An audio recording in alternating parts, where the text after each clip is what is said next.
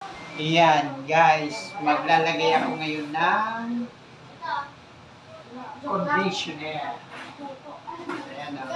Ito yung gamit ko eh. PC dito. Bango! Lagyan po natin ng 3 spoon. 3 lang para... Dito kinuha ko yung pera ha. Dito, Deo.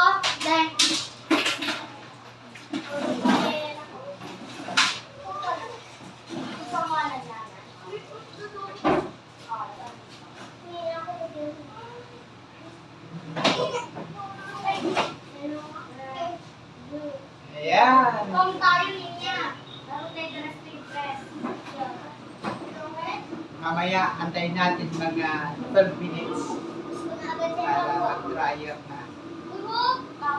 Para matapos na yung third batch natin na nagsasala.